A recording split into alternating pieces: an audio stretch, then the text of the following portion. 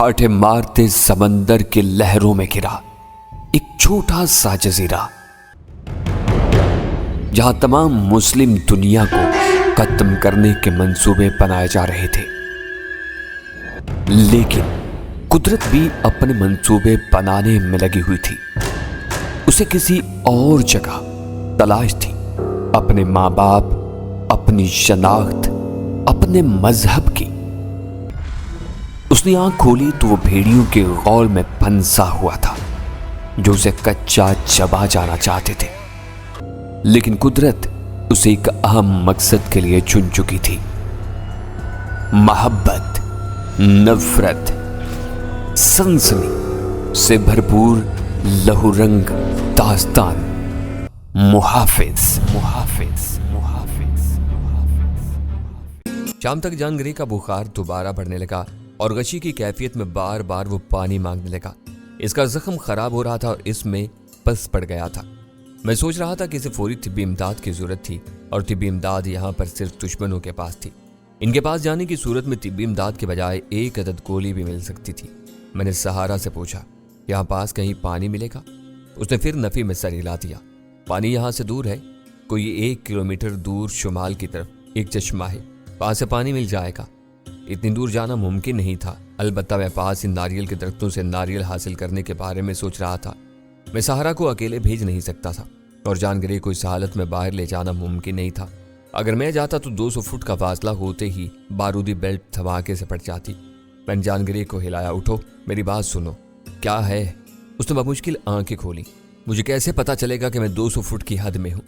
جان گری چل میں یوں خالی نظروں سے مجھے دیکھتا رہا جیسے میری بات اس کے سر پر سے گزر گئی ہو۔ پھر اس نے جواب دیا، جب تم مجھ سے 150 فٹ سے زیادہ دور جاؤ گے تو تم کو بیلٹ سے ایک بپ کی آواز آئے گی۔ ذرا رک کر ہانپنے لگا، ذرا سا بولنے میں اس کا سانس پھول گیا تھا۔ پھر جب تم 180 فٹ دور ہو گئے تو بپ دوبارہ آواز دے گی، اور 190 فٹ کے بعد 3 بار، بس یہ آخری حد ہے۔ اوکے، تم آرام کرو، میں اور سہارا تمہارے لیے پانی لینے جا رہے ہیں۔ جان گری چونکا، یہاں پانی نہیں ہے، تم دور نہ نکل جانا۔ میں ہنسا، فکر نہ کرو، میں بھی پاس سے ناریل لینے جا رہا ہوں، اس کی طرف سے ہوشیار رہنا۔ اس نے نفرت سے سہارا کو دیکھا۔ یہ کالے کتے کسی کے وفادار نہیں ہوتے، تم آرام کرو، اس کی فکر مت کرو۔ میں نے اس کا اشارہ تھپکا اور اس کا ریوالور لے کر اسے لوڈ کر دیا۔ اسے رکھ لو، کوئی خطرہ محسوس کرو تو فائر کر دینا۔ جان گری نے ریوالور لے کر اپنے بیلٹ میں لگایا۔ میں اور سہارا باہر آ گئے، میں آگے تھا اور سہارا پیچھے۔ ذرا سی دقت سے ہم اس چٹانی راستے سے گزر گئے۔ میں نے محسوس کیا کہ پانی کی سطح بلند ہو رہی تھی اور اب پانی غار کے دھانے تک آ گیا تھا۔ میں نے سہارا سے پوچھا، اس علاقے میں کتنا مد و جزر ہوتا ہے؟ میں نے کبھی غور نہیں کیا، لیکن پانی چڑھتا اترتا رہتا ہے، اس نے بتایا۔ شام کا دھندل کا طاری ہو رہا تھا، سورج مغرب میں تقریباً غروب ہو چکا تھا اور دن بھر کی گرمی کے بعد فضا میں خنکی بسنے لگی تھی۔ میں نے سہارا سے کہا کہ ہمیں رات کے لیے لکڑیوں کی ضرورت بھی پڑے گی، ورنہ سردی سے رات گزارنا ذرا مشکل بن جائے گا۔ چٹان سے اتر کر ہم اس طرف بڑھے جہاں میں نے ناریل کے جھنڈ دیکھے تھے۔ وہ جگہ میرے اندازے کے مطابق اس چٹان سے 200 فٹ کے اندر ہی تھی۔ دوسرے ٹیلے سے اترتی ناریل کے درخت سامنے تھے، لیکن ساتھ ہی میری گردن میں بندھی بیلٹ سے بپ کی ہلکی سی آواز اٹھی۔ یہ سنگل بپ تھی، یعنی میں جان گری سے 150 فٹ کے فاصلے تک آ گیا تھا اور ناریل کا جھنڈ ابھی کوئی 60-70 فٹ کے فاصلے پر تھا۔ سہارا بپ کی آواز سن کر چونکا تھا۔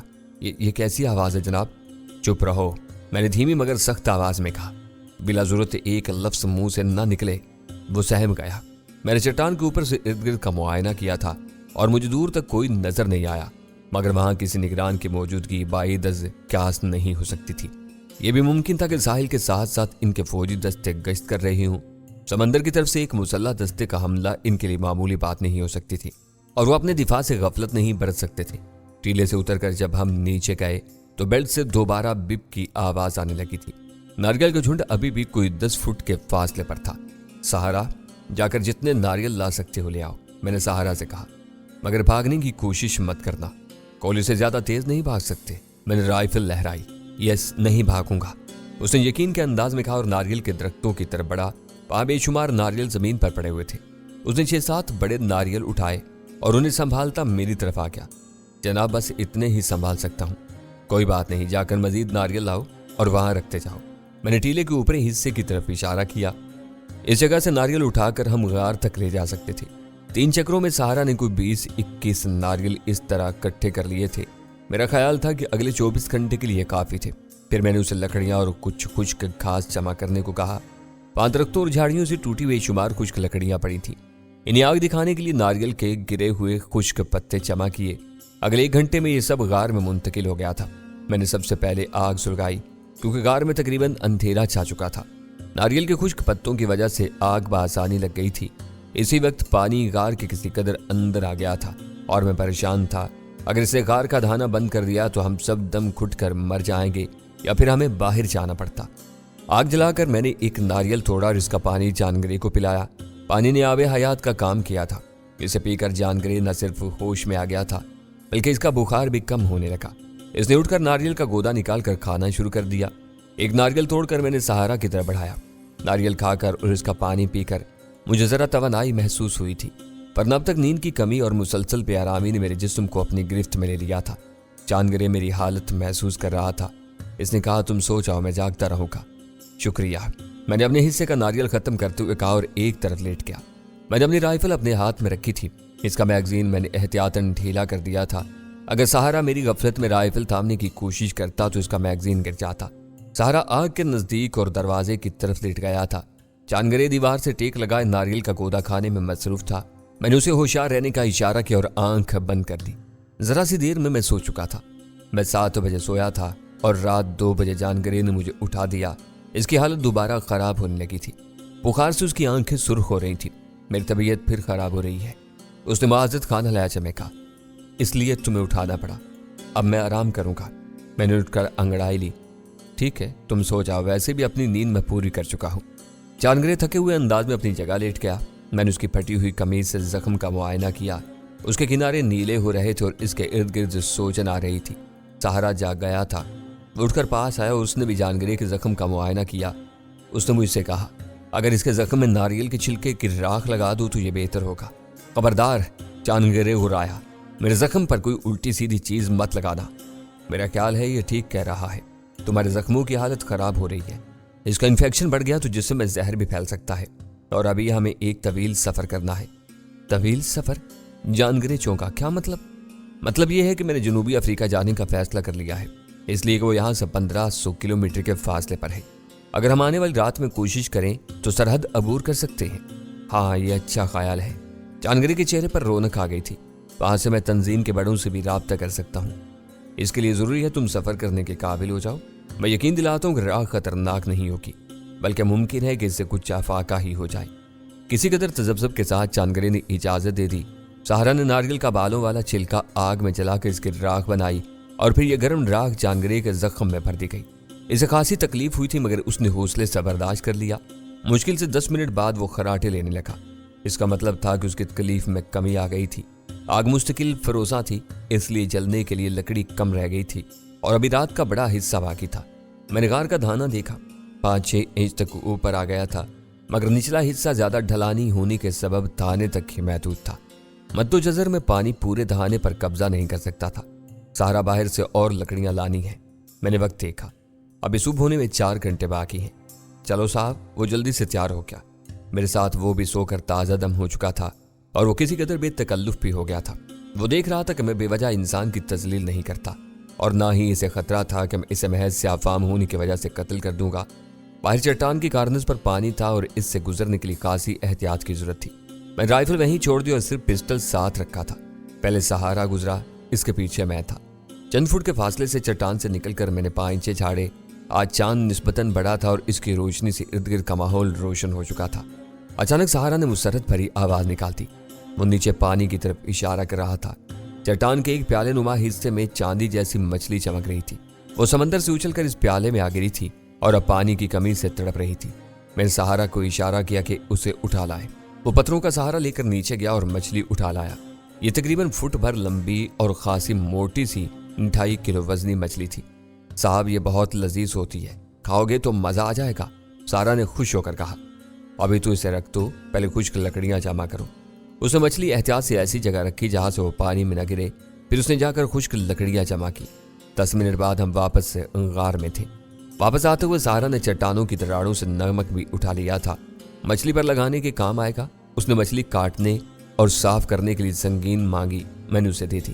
اس نے مچھلی صاف کی، اس کے قتلے کیے اور پھر انہیں بھوننے کے لیے لکڑیوں کے راکھ میں لگا دیا۔ ان کے اوپر مزید لکڑیاں ڈال دی۔ بس صاحب، صرف آدھے گھنٹے میں تمہیں دنیا کی لذیذ ترین مچھلی کھانے کو ملے گی۔ گزشتہ تقریباً 30 گھنٹے سے سوائے ناریل کے پانی اور گودے کے سوا کچھ پیٹ میں نہیں گیا تھا، اس لیے مچھلی بھوننے کی خوشبو سے پیٹ میں چوہے دوڑنے لگے تھے۔ رفتہ رفتہ غار اس خوشبو سے بھرتا جا رہا تھا۔ مچھلی اس بے سر و سامانی کے عالم میں خدا کی طرف سے تحفہ ثابت ہوئی تھی۔ تقریباً نصف گھنٹے بعد سہارا نے مچھلی کا پہلا پیس نکالا اور مجھے پیش کیا۔ میں نے آگ پر بھونے قتلے پر نمک چھڑکا اور کھانے لگا۔ سہارا کا دعویٰ درست تھا، اس سے پہلے میں نے کبھی اتنی لذیذ مچھلی نہیں کھائی تھی۔ اس میں نہ تو مسالے لگے تھے اور نہ ہی کچھ اور، بس سادہ سمندری نمک تھا۔ مجھے پتہ ہی نہیں چلا کہ کب پہلا قتلہ ختم ہو گیا۔ سہارا نے اگلا قتلہ دیا۔ وہ خود بھی کھا رہا تھا لیکن زیادہ تر نکال کر مجھے دے رہا تھا۔ وہ یکے بعد دیگرے قتلے دیتا رہا اور میں نوش جاں کرتا رہا۔ شاید میں 1 کلو سے زیادہ مچھلی کھا گیا تھا۔ جب قتلے ختم ہو گئے تو سہارا آگ کے پاس ہی لیٹ گیا اور دیکھتے ہی دیکھتے خراٹے لینے کا۔ خود میں بھی نیند اور عجیب سی تھکن محسوس کر رہا تھا۔ میں ایک طرف دیوار سے ٹیک لگا کر بیٹھ گیا۔ مجھے ذرا تعجب تھا کہ خاصی بھرپور نیند لینے کے بعد بھی مجھے تھکن اور نیند محسوس ہو رہی تھی۔ شاید یہ پیٹ بھر کر بھنی ہوئی مچھلی کھانے کا اثر تھا۔ اس وقت میرا خیال تھا کہ تھکن محسوس کرنے کے باوجود نیند مجھ پر حاوی نہیں ہو سکے گی، مگر یہ خیال غلط ثابت ہوا۔ مجھے پتہ ہی نہیں چلا کہ کب میں سو گیا۔ اچانک چاند نے مجھے جھنجھوڑ دیا۔ وہ غصے سے پاگل ہوا جا رہا تھا۔ کدے کے بچے سو گئے تھے؟ کیا ہوا؟ میں جلدی سے اٹھ گیا۔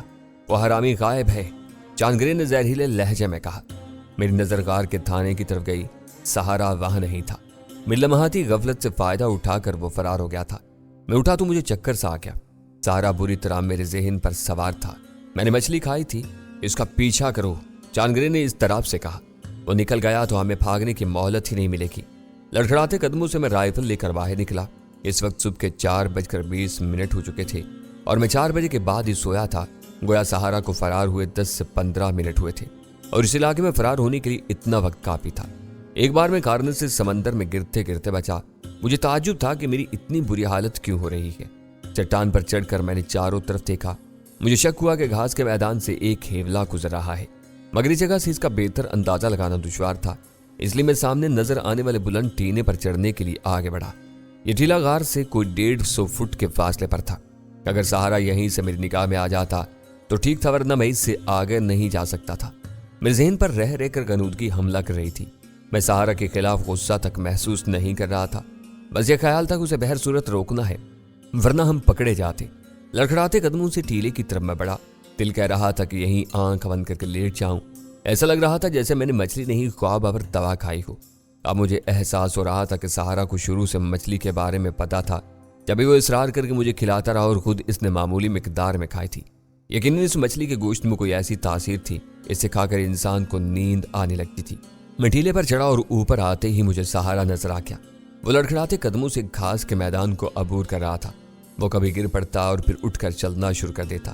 اس نے مچھلی خاصی کم کھائی تھی، مگر اس کی حالت سے لگ رہا تھا کہ نیند اس پر بھی سوار تھی۔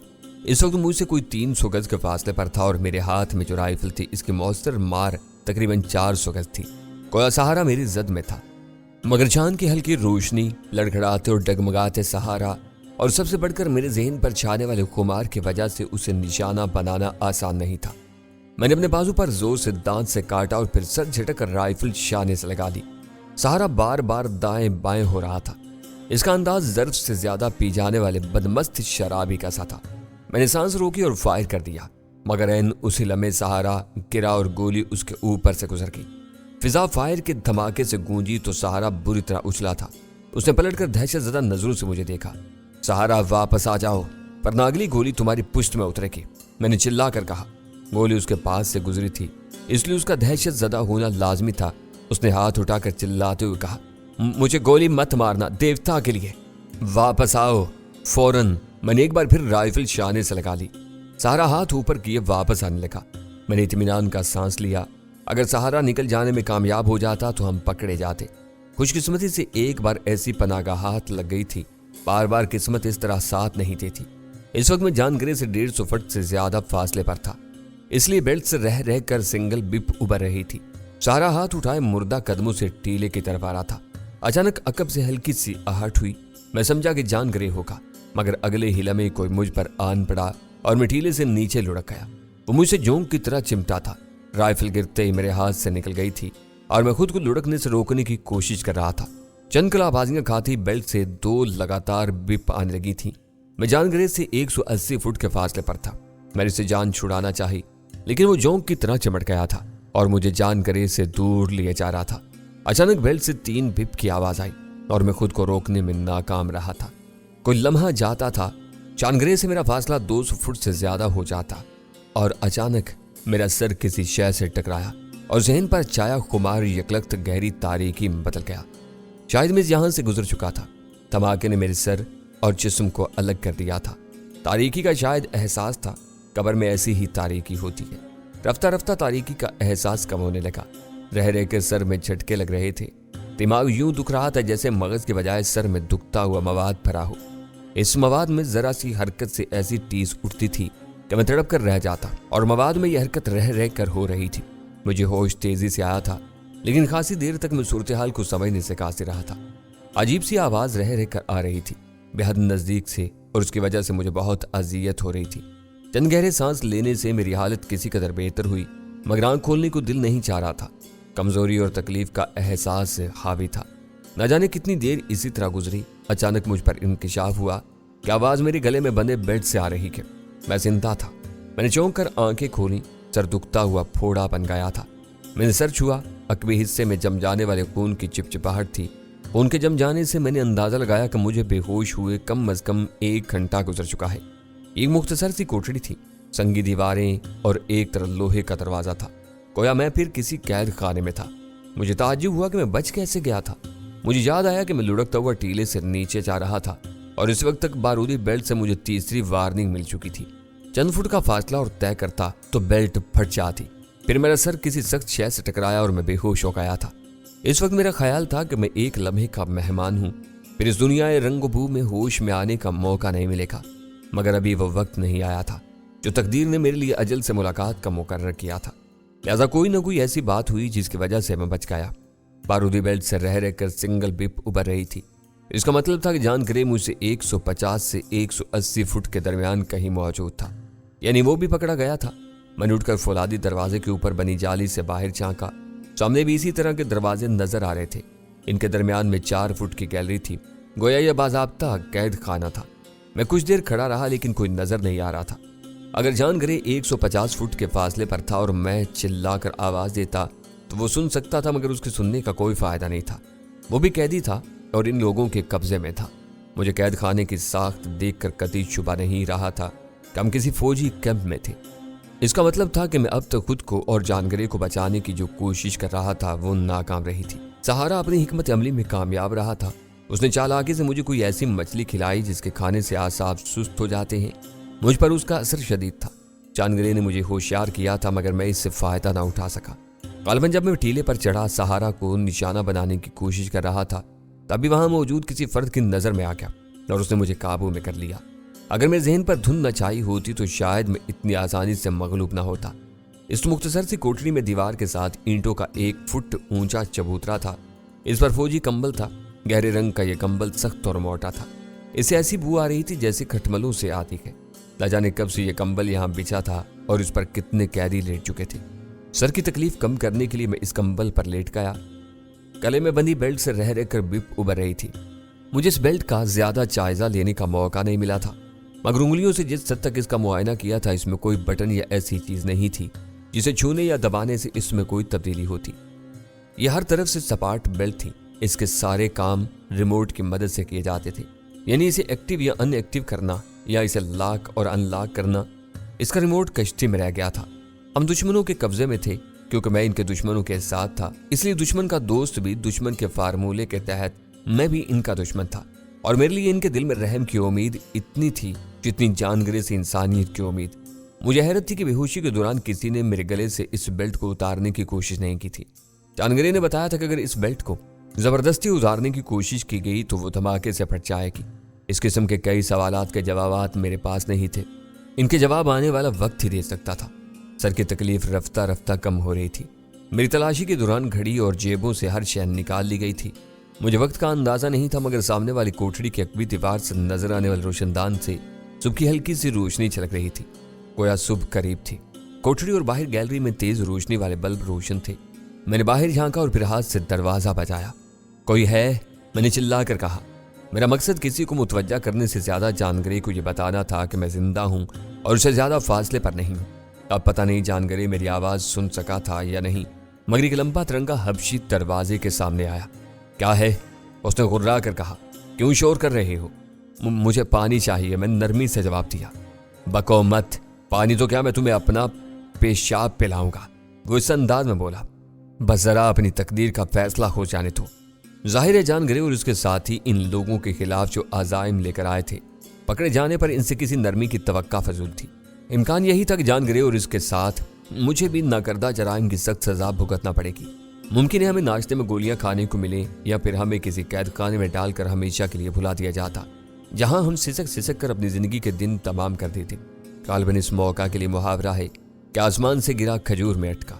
मैं जानगरे एंड कंपनी की कैद से निकलकर इन खूनखार अफ्रीकियों की कैद में आ गया था, जो सख्त जालिम मूड में थे। मैंने जाते हुए स्याफाम गार्ड को आवाज दी, अच्छा ये तो बता दो कि मेरे साथ जो पकड़ा गया था वो कहाँ है? वो हरामी भी यहीं है, स्याफाम ने नफरत से कहा। इस खबीज की हमें अरसे से तलाश थी। अफ्रीका के बेशुमार लोगों का खून इसकी गर्दन पर है।